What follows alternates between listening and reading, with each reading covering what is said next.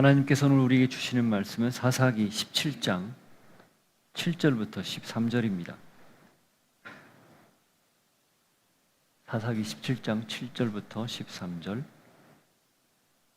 같이 읽겠습니다. 유다 가족에 속한 유다 베들레헴에 한 청년이 있었으니 그는 레위인으로서 거기에 거류하였더라. 그 사람이 거주할 곳을 찾고자 하여 그 성읍 유다 베들레헴을 떠나가다가 에브라임 산지로 가서 미가의 집에 이르매 미가가 그에게 묻되 너는 어디서부터 오느냐 하니 그가 이르되 나는 유다 베들레헴의 레위인으로서 거류할 곳을 찾으러 가노라 하는지라. 미가가 그에게 이르되 내가 나와 함께 거주하며 나를 위하여 아버지와 제사장이 되라. 내가 해마다 은열과 의복 한 벌과 먹을 것을 주리라 하므로 그 레위인이 들어갔더라. 그 레위인이 그 사람과 함께 거주하기를 만족하게 생각하였으니 이는 그 청년이 미가의 아들 중 하나같이 됨이라. 미가가 그 레위인을 거룩하게 구별하며 그 청년이 미가의 제사장이 되어 그 집에 있었더라. 이에 미가가 이르되 레위인이 내 제사장이 되었으니 이제 여호와께서 내게 복 주실 줄을 아노라 하니라. 하나님 아버지, 오늘 이 말씀을 통해 우리 신앙이 과연 어떤 모습이 되어야 할지, 신앙하는 목적이 무엇이며 왜 우리가 교회 구성원이 되어 교회를 섬기는지, 또 세상 속에서 그리스도인으로 살아가는지를 확인하는 복된 시간이 되게 하여 주옵소서. 예수 이름으로 기도하옵나이다. 아멘. 성경은 언제나 무조건적 베풀, 무조건적으로 나누는 그걸 강조합니다. 우리가 아직 죄인 되었을 때 그리스도께서 우리를 위하여 죽으심으로 하나님께서 우리에 대한 자기의 사랑을 확증하셨느니라. 이 선언이야말로 우리가 아무것도 한 게 없는데 하나님이 무조건적으로 우리에게 당신의 사랑, 그 구원하시는 사랑을 베풀어 주신 결과 우리가 하나님의 자녀가 되었다라는 분명한 선언일 겁니다. 이 말씀이 하나님의 무조건적인 은혜와 사랑을 가장 분명하게 보여주는 그런 말씀이란 뜻이죠. 하나님의 사랑은 아무런 입력값이 없는데 그냥 결과만 딱 하고 나와 있는 것과 흡사합니다. 우리가 이해할 수 없는 방법이죠. 우리는 보통 무엇이 들어가야 거기에 상응하는 값이 나온다. 그 안에서 입력값이 들어가면 그 안에서 무언가 특별한 공식이나 역학을 통해서 그게 가공되고 그 결과로 도출되는 것이 결과값이다. 이런 생각을 하기 때문입니다. 아무것도 한 게 없는데 그냥 거저 보상받는 것, 이게 하나님의 무조건적 베풀음의 모습입니다. 이해가 됩니까? 그래서 사람들은 자연스럽게 그 말하고 또 모두에게 이렇게 이야기하는 것이 인과 법칙이에요. 원인과 결과 법칙이죠. 다시 말하면 이 결과는 이러한 원인이 있었기 때문이다 라는, 인풋이 있었기에 아웃풋이 있었다, 이런 말이죠. 우리가 흔히들 많이 하는 give and take, 내가 주었으니까 내가 이만큼 받는다, 이런 논리를 이야기합니다. 그렇죠. 주는 게 있으니 당연히 받는 게 있죠. 값을 지불하면 그 값에 대한 대가로 내가 원하는 것을 얻는 거죠. 그게 가치, 가격 아닙니까? 모든 세상의 법칙은 이 인과 유를 따릅니다. 여러분, 만일에 이 두 법칙, 아무것도 한 게 없는데 그냥 결과를 얻어서 내가 받는 것과, 그리고 내가 거기에 상응하는 어떤 일을 했기 때문에 혹은 어떤 대가를 치렀기 때문에 거기에 따라서 결과물을 받는다. 어떤 게 더 논리적이고 어떤 게 더 합리적이고 어떤 게 더 타당합니까?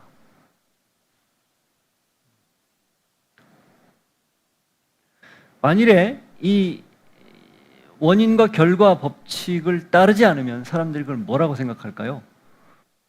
불이라고 생각합니다. 부조리라고 생각합니다. 내가 이렇게 일을 했는데 거기에 맞게 임금을 받지 못했다? 그러면 부당하다고 여기죠. 그런데 참 희한해요. 내가 하지 않았는데 공짜로 뭘 얻으면 횡재했다고 합니다. 그러니까 자기가 하지 않은 걸 받으면 굉장히 기뻐하고 횡재했다고 생각하는데, 자기가 한 거에 대해서 받지를 못하면 억울해하고 불편해하고 그것 때문에 불의하다, 부조리하다, 따지고 드는 거죠. 그게 우리가 살아가는 세상의 보통의 모습, 여느 모습이에요. 신앙은 어떨까요? 신앙은 어느 정도는 인과 법칙을 분명히 이야기합니다. 그러나 출발점은 인과 법칙이 아니라 은혜 법칙입니다. 무조건적으로 무언가를 받는 거죠. 하나님이 먼저 은혜를 베풀었기에 지금의 우리가 지금 살고 있는 여러 가지 삶, 신앙, 이런 것들이 주어지는 거예요. 이건 달리 설명이 안 됩니다. 그런데 우리의 문제는 뭐냐? 인과 법칙에 너무 익숙하다 보니까 그게 자꾸 불편해지는 거예요. 횡재가 한두 번이지 그걸 계속 받다 보면요, 뭔가 꿍꿍이가 있겠거니 그런 생각을 할 때가 있지 않습니까? 저 사람이 저렇게 나한테 무한정 베푸는데 이게 뭔가 뒤에서 다른 생각을 하고 있는 거 아니야? 나중에 가서 거기에 대해서 청구서를 내미는 거 아니야? 이런 생각 하잖아요. 안 하나요? 보통 합니다. 그래서 무슨 신앙에서도 어떤 일이 벌어지는가? 하나님이 무조건적으로 우리를 은혜로 구원해 주셨다는 그 말씀을 들었을 때 처음에는 좋은데 그게 반복되다 보면 왠지 불편해져요. 그래서 어떤 생각을 하냐? 아, 내가 여기에 상응하는 뭔가를 해야겠구나, 이런 생각을 해요. 정상적이에요. 그런데 문제는 그게 뒤바뀌면 교묘하게 신앙에 왜곡이 온다는 겁니다. 어떻게? 나중에는 어떻게 되냐면, 내가 이렇게 했으니까 하나님이 이렇게 보상해 주시겠지. 이렇게 섬겼으니까 여기에 대한 대가를 더 큰 거를 갚아주시겠지. 내가 이렇게 헌신했으니까 나를 알아주시고 거기에 따라서 여러 가지 혜택들을 주시겠지. 이런 기대를 하게 되더라, 그겁니다. 은혜로 시작했다가 어느 순간 그게 자꾸 거래처럼 슬며시 바뀌는 거예요. 여러분은 아닌 것 같은데 많이들 그래요. 그런데 문제는요, 이렇게 신앙이 변질하는 순간 순수성은 사라지고 말죠. 하나님이 모든 걸 은혜로 허락했는데 마치 나는 그걸 자꾸 원인과 결과 법칙, 인과 법칙으로 반응하려고 해요. 그래서 무언가를 자꾸 생각할 때 거래하려고 합니다. 그래서 하나님 앞에 기도할 때도, 하나님 내가 이렇게 기도하는 거 들어주시면 이렇게 할게요. 하나님 나에게 예를 들면 내가 원하는 걸 이렇게 얻게 해주시면 내가 그걸 가지고 이렇게 할게요. 내가 지금 하고 있는 사업장이 자꾸 번창하고 잘 되면 내가 이렇게 섬길게요. 이런 기도들을 하더라, 이거죠. 내가 가고 싶은 자리에 합격하거나 아니면 그 자리에 올라가면 내가 거기에서 이런 일을 할게요. 나도 모르게 그런 기도를 하더라는 거예요. 그리고 말은 어떻게 해요? 다 하나님의 영광을 위해서, 하나님의 그 복음을 잘 전하기 위해서 그런 일들을 나에게 다 주십시오, 이런 기도를 하더라는 거죠. 그리고 그런 기도를 성경에서 막 찾아요. 예를 들어 야베스의 기도 같은 거죠.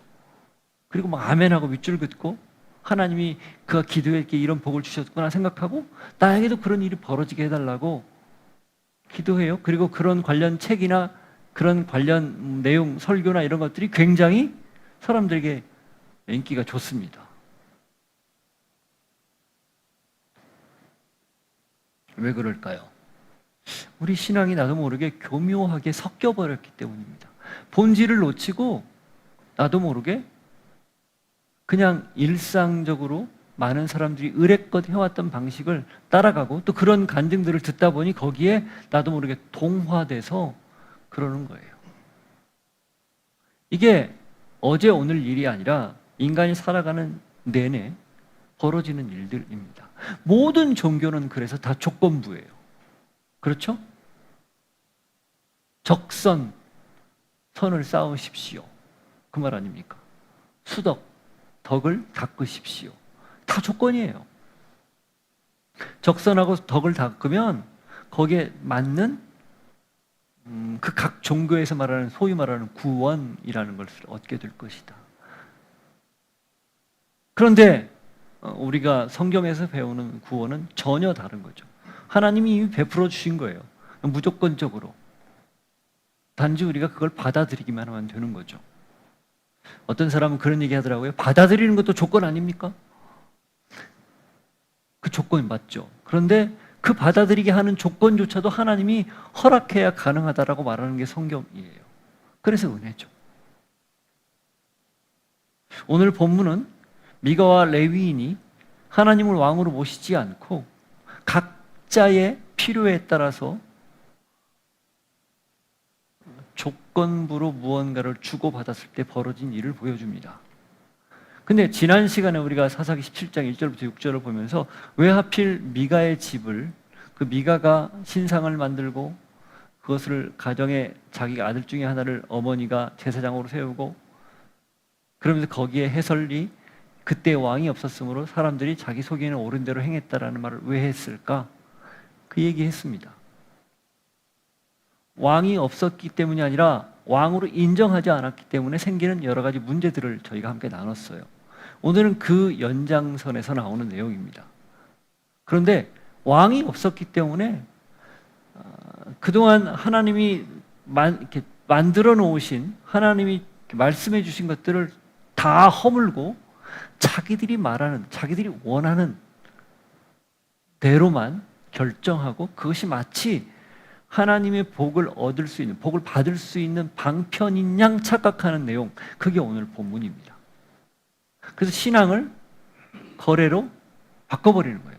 거래로 내가 이 신앙을 살 수 있다, 이걸 내가 가질 수 있다, 이런 생각을 하는 거죠. 우리가 오늘 이 본문을 통해서 우리에게는 혹시 이런 모습이 있지 않는가? 나도 모르게 무언가 하나님 앞에 딜하듯이 내놓고 조건부로 신앙을 가지고 있는 건 아닌가? 그런 모습을 한번 들여다볼 수 있기를 바랍니다. 자, 이야기가 에브라임 산지에서 유다 땅 베들레헴으로 옮겨갑니다. 6절까지는 에브라임 산지 미가의 집에서 있었던 일이에요. 그런데 7절부터 베들레헴으로 옮겨가서 한 레위인을 갑자기 조명합니다. 7절 보시죠. 유다 가족에 속한 유다 베들레헴에 한 청년이 있었으니 그는 레위인으로서 거기에 거류하였더라. 자, 여기 정보를 보면 유다 가족에 속한 유다 베들레헴, 유다 땅 안에 있는 베들레헴이라는 뜻이에요. 근데 거기에 누가 있었다? 한 청년인데 그는 레위인이었고 거기에 거류하고 있었다. 이렇게 기록합니다. 여기서 우리가 두 가지를, 굉장히 중요한 것을 짚고 넘어가야 되는데, 베들레헴이라는 그 도시, 그 성읍이에요. 여호수아 21장에 보면 레위 지파가 정착했을 때 받을 48개 성읍 명단이 쭉 나옵니다. 그런데 거기에 유다 지파 경내에 있는 여러 성읍들이 나오는데 베들레헴은 안 나옵니다. 그 레위인들은, 그러니까 요셉의 아들 두 아들 에브라임과 므낫세가 두 지파를 형성하면서 12지파가 됐고, 레위는 그 12지파에서 빠졌죠. 그러니까 땅을 할당받을 때 빠졌죠. 왜 빠졌어요? 하나님 레위 사람들은 일종의 중보자로 세운 거예요. 레위인 중에 아론의 직계 자손들은 제사장으로 세웠고, 그 레위인들은 그럼 뭘 했는가?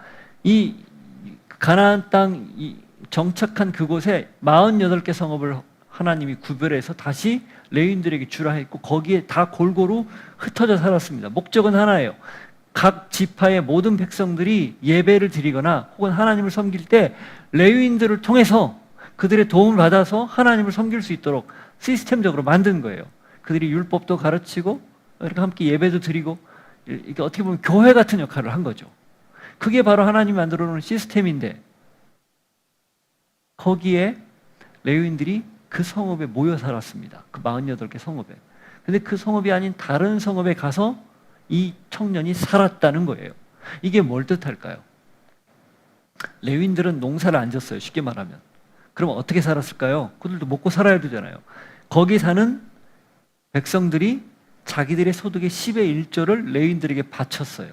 하나님에게 바치면 그 레위인들이 주는 거죠. 그 형식이죠. 그런 거 11조를 가지고 살았어요. 그 11조의 11조를 제사장에게 줍니다. 제사장들은 그걸 가지고 살고. 그게 하나님이 만든 공동체를 유지하는 시스템이었는데 이 레위인이 자기가 살던 성읍에서 떠났다는 것은 그 시스템이 어느 정도 지금 문제가 생겼다라는 것을 추측할 수 있는 거죠. 그래서 베들레헴이라는 곳으로 가서 산 거예요. 왜? 생계 때문에. 물론 이 청년만 그랬을까? 어쩌면 이 청년이 대표적으로 그랬을 수도 있지만 사사시대 초기부터 이 지금 17장의 사사시대 초기라고 말씀드렸잖아요. 온니엘 시대라고 말씀드렸잖아요. 일어난 일 때가. 그때부터 벌써 한 세대도 가기 전에 하나님이 만들어 놓은 시스템이 붕괴되고 있다라는 것을 보여주는 거예요. 그리고 또 하나, 여기 거류했다라는 표현을 써요. 이 거류했다라는 말, 이게 무슨 뜻일까요? temporary, 잠깐 머물렀다. 그런 뜻이에요. 꾸루라는 말인데, 그러니까 일반적으로 거기에 거주했다. 그러니까 거기에 정착해 살았다 이런 뜻이 아니고 잠깐 살았다 그 뜻이에요. 그 말은 곧 이 레위인이 베들레헴에 와서 정착해 산 게 아니고 자기 생계 때문에 잠깐 들러서 지금 어떻게든 생계를 잘 이어가 보려고 애쓰는 그런 걸 뜻해요. 베들레헴에 갔는데도 베들레헴 사람들조차 이 레위인을 잘 돌보지 않았다는 거예요. 고아, 과부, 레위 사람들, 나그네 돌봐야 되는데 그러지 않았다는 거예요. 관심이 없는 거예요. 아니, 제가 여기 왜 왔대? 자기 성읍에서나 살지. 거기서 살지 못하니까 온 건데 전혀 관심이 없었다는 거예요. 그래서 어떻게 합니까? 8절. 그 사람이 거주할 것을 찾고자 하여 그 성읍 유다 베들레헴을 떠나 가다가 에브라임 산지로 가서 미가의 집에 이르매. 그래서 다시 또 생계를 위해서 베들레헴에서 북쪽으로 올라간 거예요.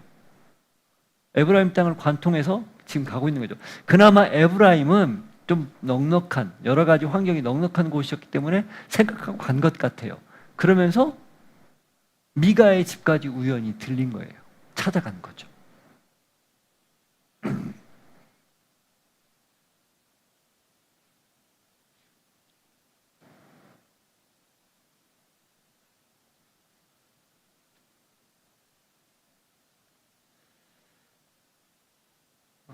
이 레위 사람은 어떻게든 자기가 있어야 할 자리에 있어야 하는 게 맞습니다.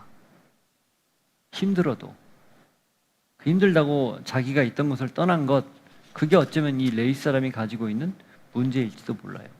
그렇지만 레위인도 문제지만 나머지 지금 그렇게 정처 없이 계속 떠날 수밖에 없게 만든 환경, 상황, 이것도 상당히 문제라는 것을 우리가 엿볼 수 있죠.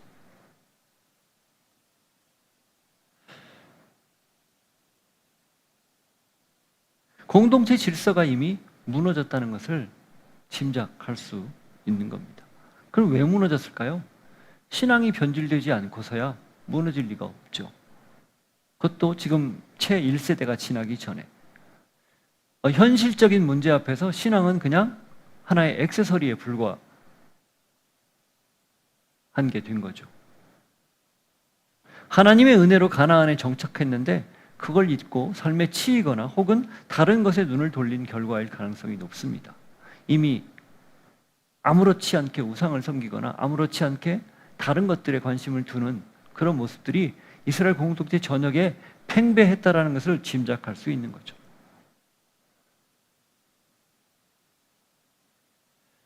신앙, 그래서 늘 처음부터 계속해서 지속적으로 기본을 잘 갖춰야 합니다. 어떤 경우에도 그 기본이 흔들리면 그 신앙은 얼마 가지 않아서 무너지게 됩니다. Back to basic. 우리가 많이 듣고 있는 말이고 우리가 가지고 있는 기본 생각들 아닙니까? 그걸 놓치는 순간 언제든지 신앙은 그냥 차선에 불과하고 어떻게 보면 내가 살아가는데 하나의 비본질적인 요소로 전락하고 마는 그런 우려를 금할 수 없는 거죠. 그래서 우리에게 필요한 게 내가 어떤 역할을 맡고 있고, 내가 왜 신앙하고 있고, 내가 왜 지금 예배하고 있고, 왜 교회에 출석하고 있는지를 늘 생각하는 겁니다. 고린도전서 7장 17절에 보면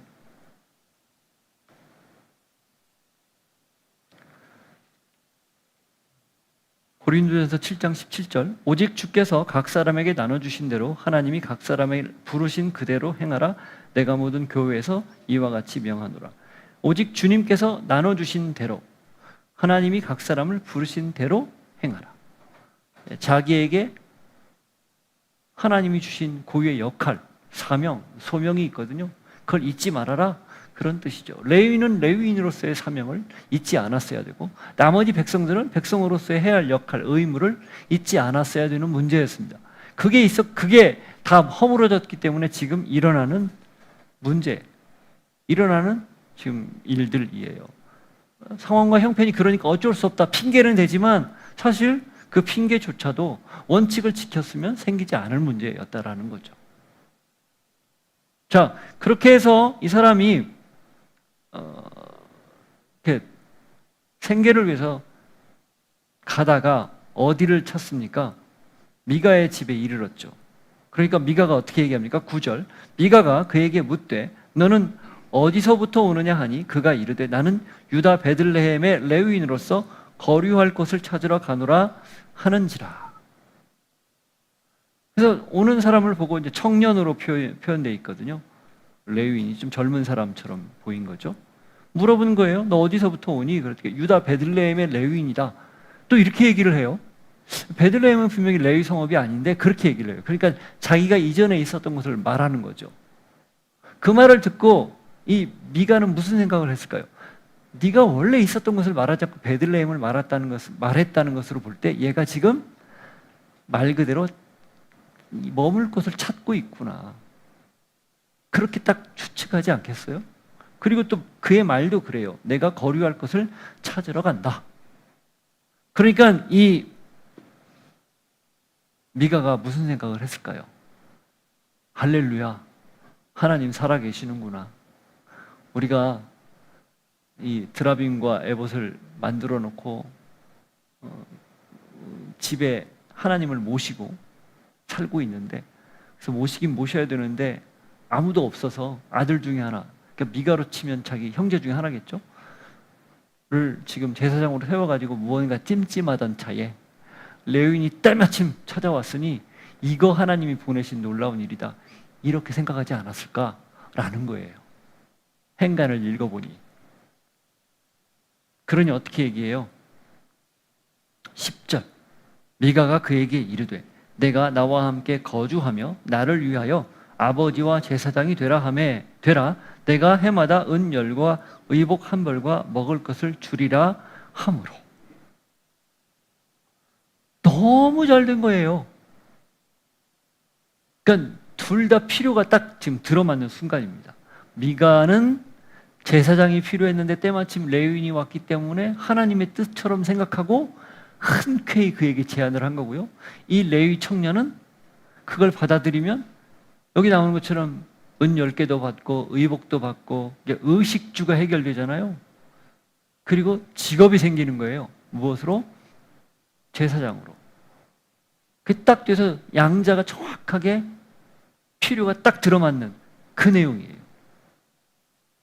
근데 문제가 있죠. 뭐예요? 레위인이라고 함부로 제사장이 될 수 없습니다. 그런데 이 미가는 반반 정도 해서 지금 깨름직한 걸 털어버리는 거예요. 자기 형제 중에 하나를 제사장으로 세웠던 게 너무 찜찜했던 차에 다 알고 있으니까. 레위인이 때마침 오니까 그를 제사장으로 세우면 명분이 서잖아요. 그래도 레위인이니까. 근데 레위인은 또 반반 타협한 겁니다. 자기가 레위인이지만 제사장은 못한다는 걸 알아요. 그런데 그래도 레위니까 괜찮겠거니 생각하고, 게다가 모든 게 해결되니까 오케이, 딱 거래가 성사가 된 겁니다. 아버지와 제사장이 되어달라. 이게 아버지가 무슨 말일까요? 흔히들 쓰는 히브리 사람들의, 그러니까 이스라엘 사람들의 아버지라는 말은요, 지도자 혹은 영적인 지도자, 영적인 스승, 이런 뜻이에요. 네가 비록 어리지만 제사장이 되면 우리의 영적인 지도자가 될 거야. 그렇게 되어다오. 이렇게 얘기하는 거예요.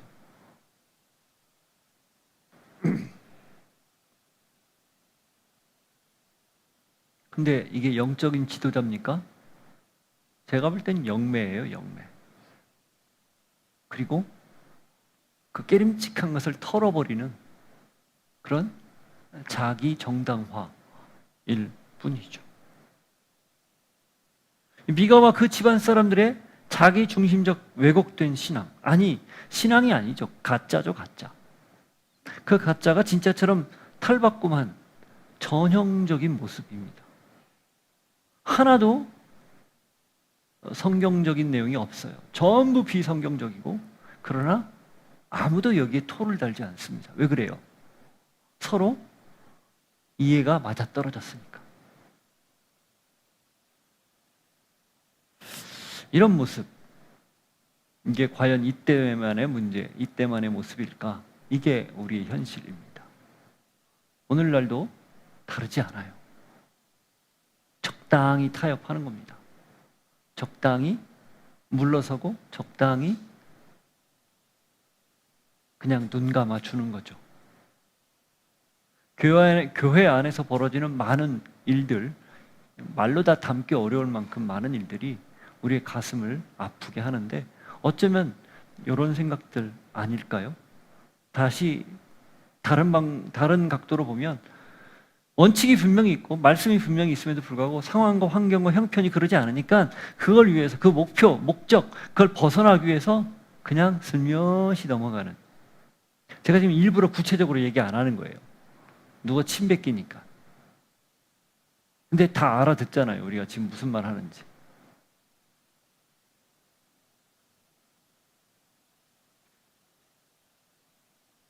매관, 매직, 그게 과연 세상에서만 일일까? 아니라는 겁니다. 교회 직분을 놓고 거래하는 경우들도 있고, 목사직을 놓고도 그렇고, 조건 보고 따라다니고, 다 그게 우리네 현실이라는 거예요. 사도행전 8장 17절부터 21절을 보면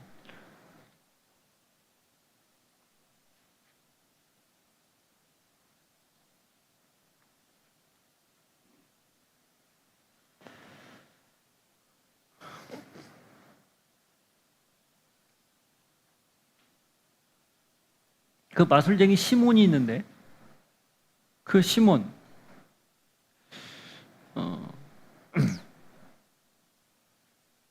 그와 일어난 일이에요. 자, 읽어보시죠. 이에 두 사도가 그들에게 안수함에 성령을 받는지라. 시몬이 사도들의 안수로 성령 받는 것을 보고 돈을 들여 이르되 이 권능을 내게도 주어 누구든지 내가 안수하는 사람은 성령을 받게 하여 주소서 하니 베드로가 이르되 내가 하나님의 선물을 돈 주고 살 줄로 생각하였으니 내 은과 내가 함께 망할지어다. 하나님 앞에서 내 마음이 바르지 못하니 이 도에는 내가 관계도 없고 분깃될 것도 없느니라. 아시겠습니까? 이게 무슨 말인지? 이 시몬은 마술쟁이였어요. 그런데 사도들이 안수할 때 성령이 내리는 걸 보고 와, 너무 신기하니까 자기도 그렇게 해달라는 건데 돈을 주고 나에게도 이걸 좀 이런 능력을 허락해달라. 이게 우리가 보면은 너무 어처구니 없는 일인데 실제로 지금도 벌어지는 일이에요. 돈 주고 기도받으러 다니잖아요. 물론 돈을 복채처럼 주진 않지만 헌금 형식으로 내죠. 그게 그거지 뭡니까? 왜 굳이 기도를 받으러 다녀야 되고 왜 굳이 예언 이런 데를 쫓아야 다녀야 되는가? 물론 신비한 능력이고 특별한 능력입니다. 그리고 하나님의 은혜로 그 사람에게 필요에 의해서 주는 거지 그거 가지고 돈벌이 하라고 주는 게 절대 아니에요. 우리가 하나님의 말씀을 분명히 알고 읽고 있으면 사실 다 필요 없는 일이에요.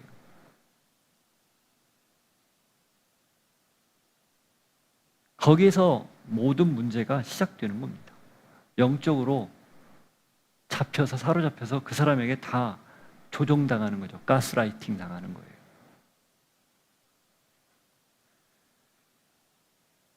이게 지금 이 미가 집안 사람이 가지고 있던, 미가와 그 집안 사람들이 가지고 있던 문제였어요. 자, 그러면 레위는 어떤 문제가 있었을까? 그는 현실에 고통이 있었죠. 늘 생계 문제 때문에 자유롭지 못했어요. 그러니까 계속 옮겨 다닌 거 아니에요? 여기까지 온 것도 그 문제잖아요. 그런데 그 역시 미가의 제안에 혹하고 쉽게 받아들일 수밖에 없었던 이유는 그 역시 큰 문제를 안고 있었다는 겁니다. 뭘까요? 레위인이라는 정체성, 사명, 이걸 놓쳐버린 거예요. 그리고 내 삶의 현실에 너무 지금 둘러싸여서 다른 걸 전혀 보지 못하는 겁니다. 그게 이 레위인의 문제였어요. 11절 보십시오. 자, 레위 사람이 들어갔는데 어떻게 합니까? 그 레위인이 그 사람과 함께 거주하기를 만족하게 생각했으니 이는 그 청년이 미가의 아들 중 하나같이 됨이라. 이렇게 되어 있습니다. 이미 말씀드린 것처럼 아론의 후손 말고는 제사장이 될 수 없는데 그걸 어떻게 해요? 만족하게 여기면서 흔쾌히 집으로 들어갔다, 이렇게 말을 해요. 이 만족하게 여긴다, 생각한다, 이 말은요, 원문 뉘앙스가 이겁니다. 특정한 행동을 시작하기 위해서 의지적으로 결단을 내리다. 바꿔 말하면 만족하게 여긴다라는 말은 지금 자기에게 주어진 일이 너무 좋아서 아주 흔쾌히 기쁘게 즐겁게 반응하는 것, 즐겁게 그 일에 동조하는 것, 이 뜻이에요. 이 사람이 정말 흔쾌히 동조해야 할 일은 어디에 있었죠? 무엇에 있었죠? 레위인으로서의 역할입니다. 근데 그걸 뒤로 하고 하나님이 말씀하지 않은 불법을 행하는데 전혀 주저함이 없이 의지적으로 그 일을 하기로 결정한 거예요. 어쩌면 이런 생각하지 않았겠습니까? 고생 끝, 행복 시작. 내 앞에는 꽃길만 펼쳐질 거다.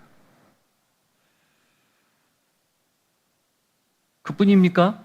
자, 그렇게 했더니 이 미가가 어떻게 해요? 한 발 더 나갑니다. 12절. 미가가 그 레위인을 거룩하게 구별하며 그 청년이 미가의 제사장이 되어 그 집에 있었더라. 누가 구별했다고요? 미가가. 미가가 무엇인데 제사장을 구별하고 말고 합니까? 그가 무엇인데 이런 것들을 좌지우지해요. 이게 하나님 자리에 딱 올라가 있는 거 아니에요? 이미 그 조짐이 보였죠. 1절부터 6절 사이에 왕이 없으니 지 마음대로 했다. 거기에 조짐이 보였는데 이제는 서슴지 않고 자기 하고 싶은 대로 다 해버리는 거예요.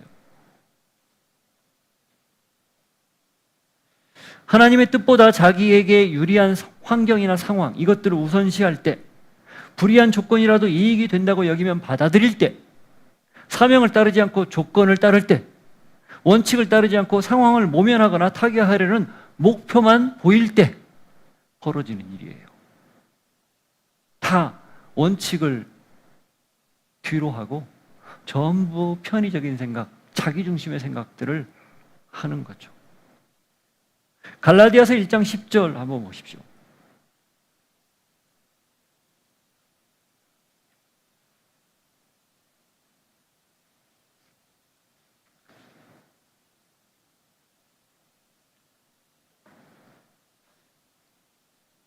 이제 내가 사람들에게 좋게 하랴, 하나님께 좋게 하랴, 사람들에게 기쁨을 구하랴, 내가 지금까지 사람들의 기쁨을 구하였다면 그리스도의 종이 아니니라. 이 바울의 단호한 모습이죠. 누구를 기쁘게 할까? 이게 달리 이야기하면 내가 나를 기쁘게 할까? 내 유익을 따를까? 내가 누군가 다른 사람의 유익을 쫓을까? 다른 사람이 말하는 눈치, 이런 것들을 그 다른 사람들에게 눈치 보이는 그런 일들, 여기에 자꾸 좌지우지 될 건가? 이런 뜻이에요. 나는 결단코 그러지 않고 오직 하나님에게만, 하나님의 기준만, 하나님의 말씀만 따르겠다, 이런 말 아닙니까? 사명을 따릅니까? 조건을 따릅니까? 여기 레위인은 조건을 따랐어요. 하나님의 뜻을 봅니까? 상황과 환경을 봅니까? 레위인은 상황과 환경만 봤습니다. 하나님이 우선입니까? 여러분 자신이 우선입니까? 레위인은 자신만이 우선이었어요. 그 결과가 이렇게 나타나는 거예요.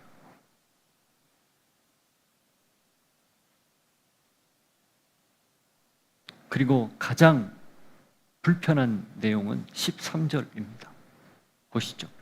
이에 미가가 이르되 레위인이 내 제사장이 되었으니 이제 여호와께서 내게 복 주실 줄을 아노라 하니라. 어떻게 보면 이 사사기 17장의 13절이 가장 암울한 내용이에요. 읽어보십시오. 레위인이 내 제사장이 되었으니 이제 여호와께서 나에게 복을 주실 줄 아노라.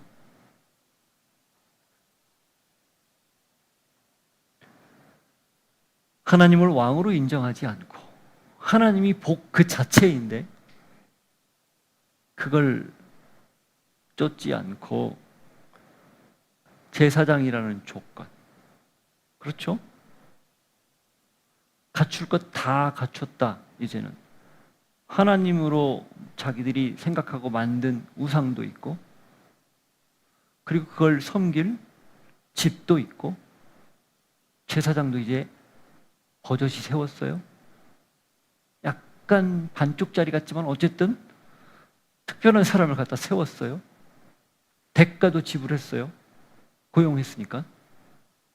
다 갖췄잖아요. 그러니까 무슨 생각하는 거예요? 이제 복 주시겠지. 자신이 만든 시스템과 조건에 복이 주어질 거라 여기는 거예요.